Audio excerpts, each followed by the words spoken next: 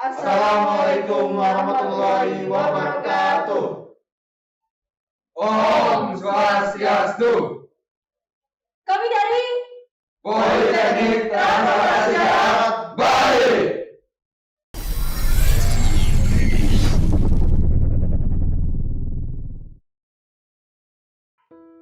Politeknik Transportasi Darat atau Poltrada Bali merupakan lembaga pendidikan di bawah naungan Kementerian Perhubungan RI. Lembaga ini didirikan sebagai fasilitas untuk mendidik insan-insan perhubungan sehingga terlatih dan siap mengembangkan dan menerapkan ilmu di bidang transportasi darat. Poltrada Bali sebelumnya bernama Balai Pendidikan dan Pelatihan Transportasi Darat atau BPPTD Bali yang berdiri sejak tahun 2002. Lembaga pendidikan ini dibangun di atas tanah seluas 16.130 meter persegi berlokasi di Jalan Batuyang nomor 19X Batu Bulan, Kangin, Gianyar, Bali. Pada bulan Mei 2019, melalui Peraturan Menteri Perhubungan RI nomor 30, BPPTD Bali berubah cara nomenklatur menjadi Politeknik Transportasi Darat Bali atau Poltrada Bali.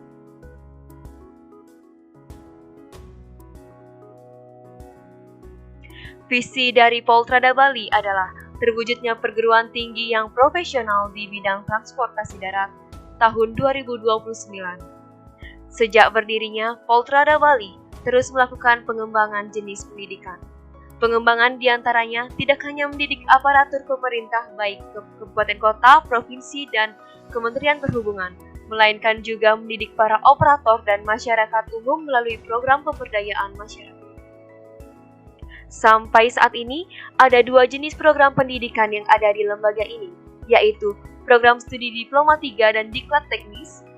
Program Studi Diploma 3 adalah pengembangan dari Program Studi Diploma 2 sebelumnya yang bertujuan mendidik dan melatih putra-putri bangsa yang berpotensi untuk melakukan pendidikan pada bidang transportasi darat. Terdapat 3 bidang studi yaitu Diploma 3 Manajemen Transportasi Jalan, Diploma 3 Teknologi Otomotif, dan Diploma 3 Manajemen Transportasi Logistik. Program Diklat Teknis merupakan tugas pokok yang utama dari Poltrada Bali. Program Diklat ini merupakan kursus singkat atau short course yang diperuntukkan bagi para aparatur sipil negara, ASN perhubungan baik pusat maupun daerah, para operator, serta masyarakat umum guna meningkatkan kemampuan dan profesionalitas kerja, khususnya di subsektor perhubungan darat. Pola pelaksanaan pendidikan dan pelatihan di Poltrada Bali menerapkan disiplin yang sangat tinggi. Semua peserta diklat maupun taruna-taruni akan dapatkan asrama selama proses pendidikan dengan ketentuan 1 kamar ditempati 2 orang. Aturan makan di setiap pagi, siang, dan sore juga telah ditentukan. Mereka selalu melakukannya dengan teratur dan kebersamaan. Untuk menunjang proses pendidikan, Poltrada Bali telah dilengkapi dengan fasilitas pendidikan yang sangat lengkap. Tempat uji kompetensi yang berupa ruang kelas ber-AC dengan fasilitas yang lengkap, ruang CVT, lab bahasa, perpustakaan, laboratorium perbengkelan, beragam perlengkapan jalan, lintasan praktek mengemudi, bus praktek, halte portable, apar dan apart, dan modul yang lengkap. Kemudian gedung uji, jembatan timbang, alat simulator, berbagai jenis mesin praktek serta alat spuring dan balancing. Fasilitas penunjang lainnya yang ada di lembaga ini adalah ruangan auditorium, ruang TPID, pelayanan informasi, poliklinik, asrama siswa dan asrama taruna, ruang makan, koperasi, fasilitas olahraga seperti ruang fitness, lapangan basket, voli, wall climbing, lapangan futsal, sarana outbound, dan yang lainnya. Kemudian tempat ibadah yang berupa musola dan pura. Selain mendapatkan pendidikan formal, taruna di Poltrada Bali juga menerapkan pendidikan informal seperti berbagai jenis kegiatan olahraga dan ekstra drum band. Kedepannya, untuk menunjang proses pendidikan, Poltrada Bali juga akan melaksanakan pendidikan pada gedung baru yang berlokasi di Samsam, Kabupaten Tabanan. Hal ini didukung oleh tenaga pengajar yang berpengalaman dan ahli di bidangnya. Maka lulusan Poltrada Bali diharapkan mampu memberikan peningkatan keterampilan sumber daya manusia untuk pembangunan sistem transportasi darat di Indonesia yang semakin baik ke depannya.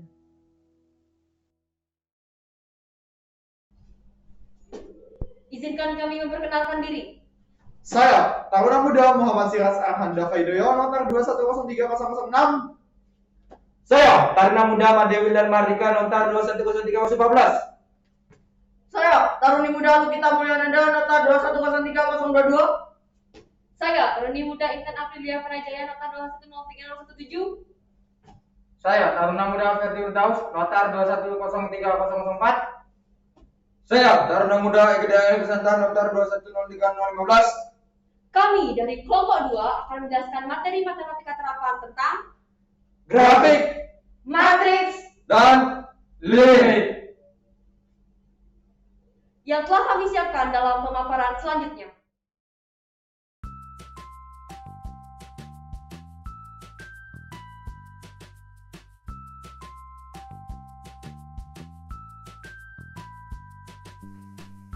Hai, kembali lagi dengan saya Taruni Intan. Baik, pada kesempatan kali ini saya akan membahas mengenai grafik fungsi. Namun, pada kesempatan kali ini saya akan hanya membahas mengenai fungsi logaritma. Fungsi logaritma itu adalah suatu fungsi yang didefinisikan oleh y sama dengan fx sampai dengan a log x. Dengan a bilangan real, a lebih besar dari 0, a tidak sama dengan 1, serta x lebih dari 0. Dengan a itu merupakan bilangan pokok atau basis logaritma, dan x itu adalah hasil pemangkatan atau bilangan yang dilogaritma. Baik, seperti apa sih grafik fungsi logaritma itu? Seperti yang sudah dilihat di layar, fungsi logaritma y sama dengan a log x dengan 0 kurang dari a dan a kurang dari 1 merupakan fungsi monoton turun, sebab bila x1 kurang dari x2 maka a log x1 lebih dari a log x2.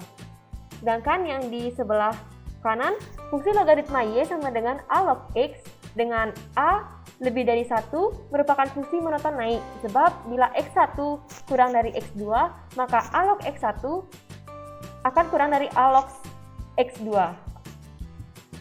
Baik, untuk langkah-langkah menggambar grafik logaritma secara manual, yaitu yang pertama, buatlah tabel titik bantu berupa nilai-nilai x dan y, yaitu dengan memilih beberapa nilai x sehingga nilai y mudah ditentukan. Kemudian yang kedua, gambarlah titik-titik tersebut pada bidang koordinat, dan yang ketiga, hubungkan titik-titik yang dilalui dengan kurva mulus. Baik, untuk lebih mempermudah untuk mencari grafik fungsi logaritma, baik, saya akan di sini terdapat aplikasi Desmos, linknya sudah terdapat di layar monitor. Seperti ini gambaran mengenai grafik logaritma. Untuk lebih jelasnya, untuk lebih contoh soalnya akan dijelaskan oleh selanjutnya.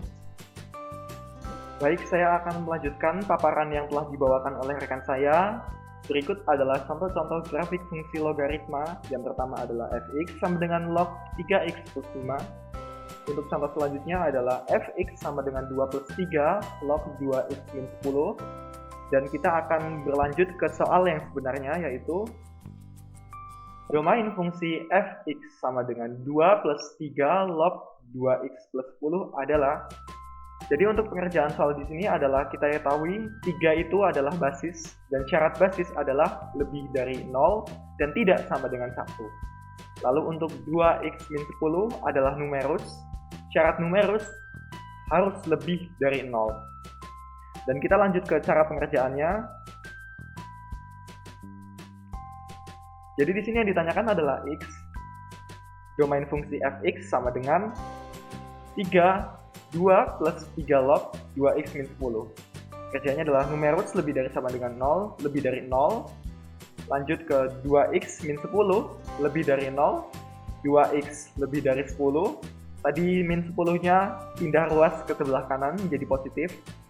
Lalu x lebih dari 5. 2-nya telah dipindah ruaskan ke kanan jadi 10 bagi 2.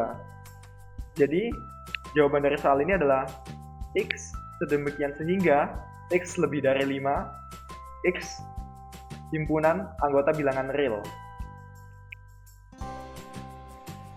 Sekian yang dapat kami sampaikan, kurang lebihnya mohon maaf. Semoga dapat bermanfaat dan terima kasih.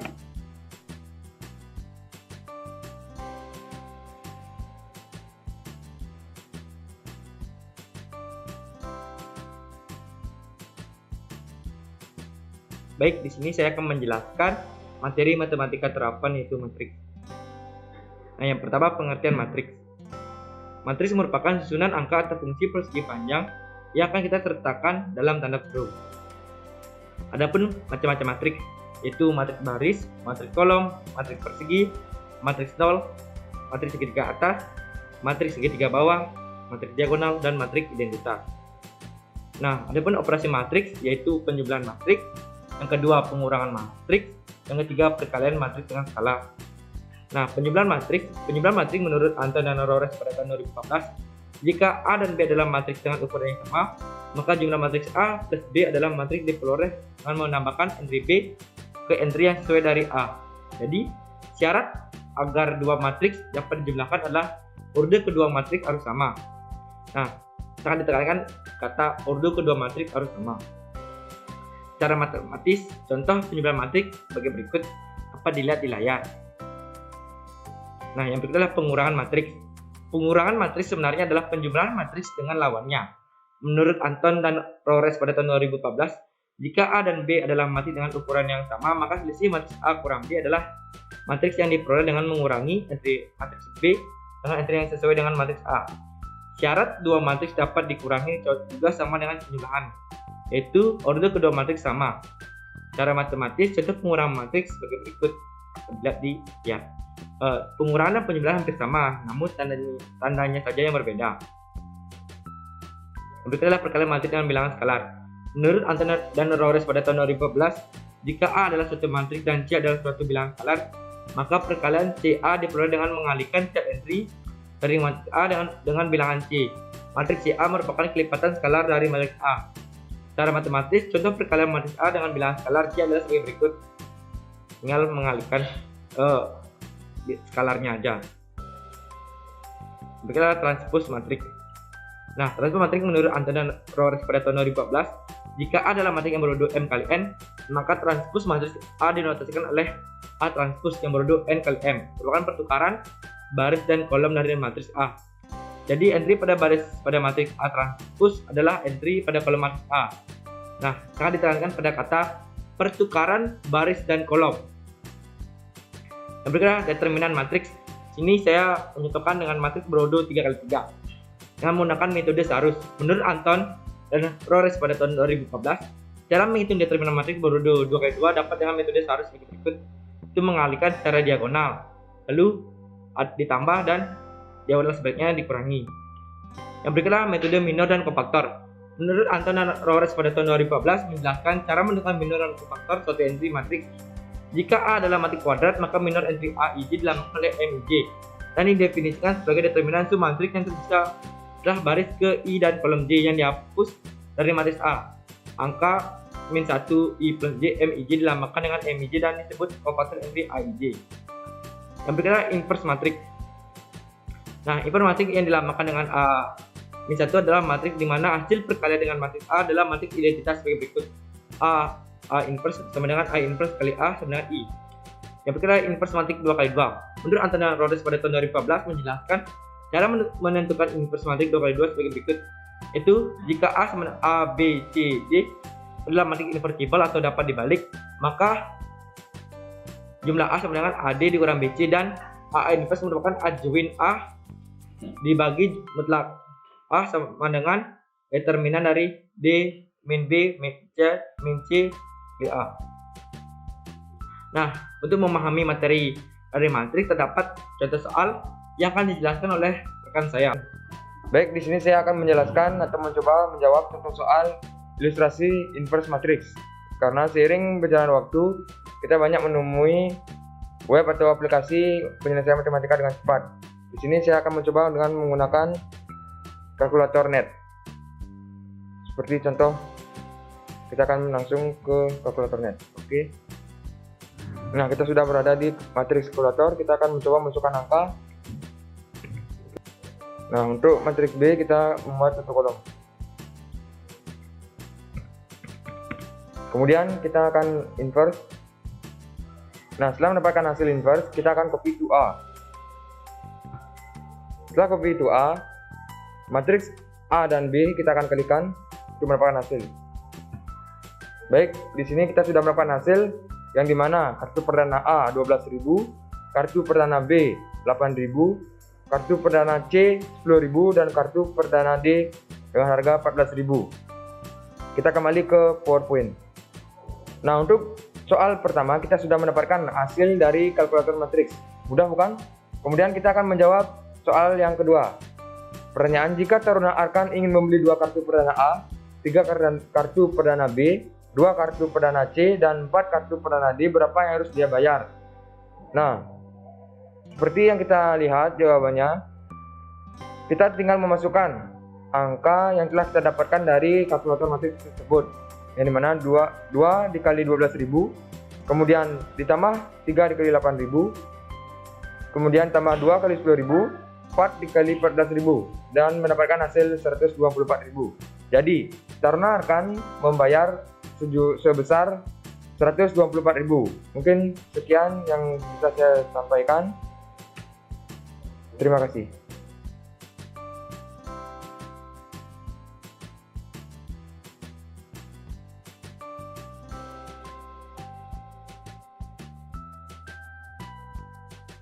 Baik, di sini saya akan menjelaskan materi tentang limit.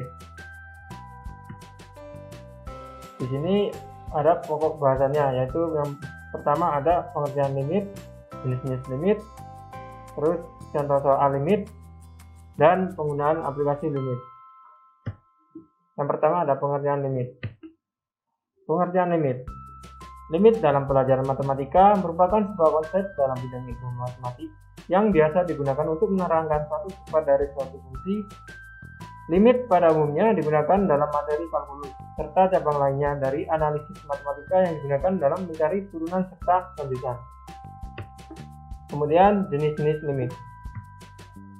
Jenis-jenis limit terbagi menjadi 5. Yang pertama ada limit fungsi aljabar, teorema limit, limit fungsi trigonometri, limit taingga, dan yang terakhir limit barisan.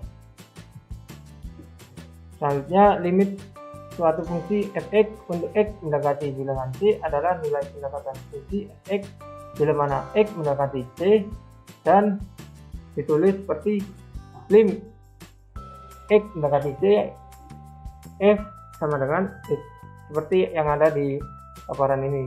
Namun jika lim x mendekati c kemudian f x sama dengan L, maksudnya apabila x mendekati c namun x tidak sama dengan c, maka fx mendekati L. Pendekatan x ke c dapat dilihat dari dua sisi, yaitu sisi kiri dan sisi kanan, atau dengan kata lain x dapat mendekati dari arah kiri dan arah kanan sehingga menghasilkan limit kiri dan limit kanan. Kemudian limit fungsi aljabar terbagi menjadi 3 tipe. Yang pertama tipe 1, yaitu lim x mendekati c fx ada dan nilainya sama dengan fc. Syaratnya yaitu terdefinisi, tidak berlubang, tidak patah. Kemudian tipe 2, lim x mendekati c sama dengan fx ada namun nilai tidaknya tidak sama dengan fc. Kemudian tipe 3, lim x mendekati c fx tidak ada. Syaratnya teorema limit. Definisi dari limit ini menyatakan bahwa suatu fungsi x akan mendekati nilai tertentu jika x mendekati nilai tertentu. Pendekatan ini terbatas antara dua bilangan positif yang sangat kecil yang disebut sebagai epsilon dan delta. Verbeek dan kawan-kawan pada 2007 menjelaskan teorem dalam limit sebagai berikut: diberikan n bilangan bulat positif, k adalah konstanta, dan f dan g adalah fungsi di x yang mempunyai limit pada x mendekati c. Kemudian ada contoh dari teorem limit yang ada di paparan sebelah kanan. Kemudian ada limit fungsi trigonometri. Limit fungsi trigonometri mempunyai definisi, yaitu sebagai nilai terdekat suatu sudut dalam fungsi trigonometri dapat dikatakan limit fungsi trigonometri hanya jika limit kiri dan limit kanan ada dan nilai limit kiri sama dengan limit kanan. Dalam penyelesaiannya, limit fungsi trigonometri dapat disubstitusikan layaknya limit fungsi aljabar, namun dengan fungsi trigonometri yang harus diubah terlebih dahulu menjadi limit tak tentu. Limit tak tentu artinya ialah limit yang ketika disubstitusikan akan bernilai 0. Selanjutnya yang terakhir, limit barisan. Pada tahun 2014, Wahyuningsi menjelaskan tentang pengertian limit barisan sebagai berikut. Misalkan A perhimpunan N barisan dan L elemen real barisan himpunan N punya limit L ditulis lim N mendekati sehingga himpunan A N sama dengan L, atau secara formal contohnya X1, X2, dan seterusnya merupakan suatu barisan dengan real. Kita katakan bilangan real L sebagai limit barisan ini serta menuliskannya sebagai lim N mendekati sehingga Xn sama dengan L. Nah, itu berarti untuk setiap bilangan real evaluation lebih besar daripada 0 terdapat sebuah bilangan asli N, sehingga untuk semuanya N lebih besar N nilai mutlak Xn kurangi L lebih kecil evaluation. Secara intuitif artinya jika pada akhirnya seluruh elemen barisan tersebut akan mendekat bagaimana yang sudah kita hendaki pada limit, sebab nilai absolut nilai mutlak Xn dikurangi L merupakan jarak antara X dan juga L. Tidak semua barisan mempunyai limit, jikapun ada kita menyebutnya sebagai konvergen dan apabila tidak disebut sebagai divergen. Selanjutnya contoh soal limit. Contoh soal limit akan dibawakan oleh rekan saya. Baik, di sini saya akan melanjutkan pemaparan yang disampaikan teman saya mengenai limit. Di sini saya akan menjelaskan tentang contoh soal limit yang telah saya siapkan. Pada kesempatan kali ini saya akan menjelaskan contoh soal limit dari ketiga soal ini. Yang pertama ada limit X mendekati 2, yang kedua ada limit X mendekati tak hingga, yang ketiga ada limit X mendekati min 4. Di sini saya telah menyiapkan juga cara untuk menjawab dari ketiga soal ini. Bisa dilihat di pemaparan slide yang ini. Di sini telah dijelaskan bahwa limit X mendekati 2 untuk fungsi X kuadrat min 4 per X kuadrat min X min 2 itu menghasilkan nilai 4/3. Sedangkan limit X mendekati tak hingga untuk 4X pangkat 3 plus 2X plus 1 per 5X pangkat 3 plus 8X kuadrat plus 6 itu menghasilkan nilai 4/5. Dan di soal ketiga yaitu X mendekati min 4 dari 3X kuadrat plus 10X min 8 per X kuadrat plus 3X min 4 itu menghasilkan nilai 14/5. Nah, generasi milenial tentu sudah tidak asing dengan perkembangan teknologi. Nah, di sini saya akan memberikan satu tips cara untuk menjawab cepat dari soal-soal limit yang telah saya siapkan tadi. Nah, dari ketiga soal ini, kita akan bisa lebih cepat menemukan jawaban dengan satu aplikasi yang telah saya siapkan. Nah, untuk link aplikasinya bisa dilihat di sini. Kita coba ya. Nah, dari contoh soal limit yang telah saya siapkan tadi, di contoh soal yang pertama disebutkan bahwa lim X mendekati 2 untuk X kuadrat min 4 per X kuadrat min X min 2 itu menghasilkan nilai 4/3. Nah, daripada kalian menyelesaikan dengan cara sepanjang itu, kalian bisa menggunakan aplikasi ini untuk menemukan penyelesaian dengan cepat. Terbukti di contoh soal yang pertama ini, pada aplikasi juga ditunjukkan hasil penyelesaian dengan nilai 4/3. Masih belum percaya dengan hasil akurat yang ditunjukkan aplikasi ini? Kita coba di contoh soal yang kedua. Nah, pada contoh soal yang kedua tadi disebutkan bahwa lim X mendekati tak hingga untuk fungsi 4X pangkat 3 plus 2X plus 1 per 5X pangkat 3 plus 8X kuadrat plus 6 itu menghasilkan nilai 4/5. Nah, dengan cara yang serumit itu, kalian bisa mendapatkan penyelesaian dengan aplikasi Symbolab ini dan menghasilkan nilai yang akurat juga. Jadi, kalian bisa mencari penyelesaian dari sebuah soal limit dengan menggunakan aplikasi Symbolab ini. Mungkin hanya itu yang bisa kami sampaikan mengenai pemaparan materi limit. Terima kasih. Demikian yang bisa kami paparkan. Semoga materi yang kami sampaikan dapat bermanfaat. Wassalamualaikum warahmatullahi wabarakatuh. Om Santi, Santi, Santi, Om.